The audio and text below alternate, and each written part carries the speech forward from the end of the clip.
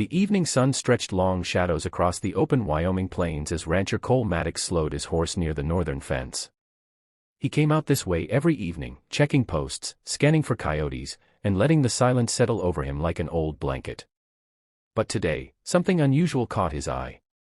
A woman, thin, dusty, tired, was kneeling in the dirt, struggling with a pile of broken, crooked boards. Her shirt sleeves were torn, her hands scraped raw, and every movement she made looked like it cost her strength she didn't have. Yet she kept hammering, determined to force the mismatched pieces of lumber into something solid.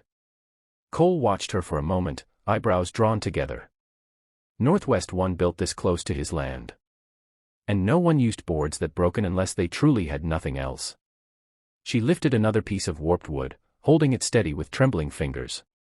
When she tried to nail it, the board snapped. She flinched, but instead of stopping, she picked up another piece and tried again. Cole sighed. A woman alone, building a shelter with boards that wouldn't last an hour in Wyoming wind, something wasn't right. He nudged his horse forward. As he approached, she didn't notice him at first, not until his shadow crossed over her hands. She froze, looked up slowly, and met his eyes. Her gaze was sharp, defensive, but tired, so tired it looked like she'd been carrying her life on her shoulders for miles. "You tryin' to build something?" Cole said in a slow, calm drawl, "or are you pickin' a fight with those boards?" She swallowed hard. "It doesn't have to be pretty. It just has to stand. My dog needs somewhere warm tonight." Cole followed her gaze to a small shivering dog curled under a tree. The sight made something tighten in his chest. "You're building him a shelter?" "Yes. With these boards. It's all I have," she murmured quietly. "Not everyone gets good lumber." Cole dismounted. "You from around here?" "No." "Someone looking for you?" "No." "You running from something?" She hesitated. Maybe. That was enough for Cole. Whatever she was escaping from, it had pushed her far enough to be building shelters from scrapwood in the middle of nowhere. "Ma'am," he said, nodding toward her project, "this ain't gonna stand through the night." "I know," she whispered. "But I'm trying." The wind picked up, rattling the boards like they were laughing at her effort. The dog whimpered. Cole let out a long breath. "Stay here." Before she could question him, he turned his horse and rode fast toward his ranch. She watched him disappear over the ridge, heart racing with uncertainty. She didn't know him. Didn't know if he'd come back. People had walked away from her before, too many times. But then, after a long stretch of silence, the ground began to tremble. Cole returned, this time pulling a flatbed wagon piled high with fresh, straight-cut lumber. He swung down from the saddle. "You gonna help?" he asked lightly, "or am I buildin' your dog a mansion by myself?" She blinked, tears gathering in her eyes, not from sadness, but from the sudden warmth of human kindness she hadn't felt in years. "Why are you helping me?" she breathed. Cole rolled up his sleeves. "Because everyone deserves a shelter. Even if it's just for a dog." For the first time since she arrived in the plains, she felt seen. And together, they began to build. The sky deepened from orange to rose to a faint twilight purple as the sound of hammering echoed softly across the plains. Cole worked with the quiet strength of a man who'd spent his whole life building barns, fences, and anything else his ranch demanded. Elena, he now knew her name, helped beside him, her movements careful, determined. She wasn't weak. She wasn't helpless. She was simply tired, tired in the way people become after life has taken too much and given too little. Cole noticed how she winced when she lifted the heavier planks.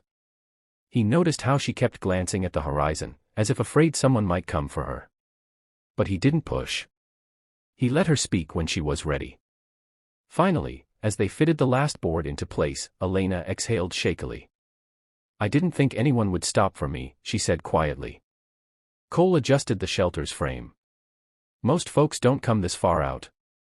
That's why I chose this place," she whispered. He paused, looking at her more closely. She continued slowly, voice trembling. "I left a life that wasn't safe. I drove until the road felt empty, until the noise in my head got quiet enough for me to breathe." Cole nodded. He understood pain that didn't need details. "And you ended up here," he said softly. "Yes. And the dog? He's all I have left. Cole tightened a bolt, his voice steady. Well, now he's got a solid roof over his head. Elena touched the wood gently, her fingers tracing the smooth surface. No one's ever done anything like this for me. It's just lumber, he said. No, she corrected. It's kindness.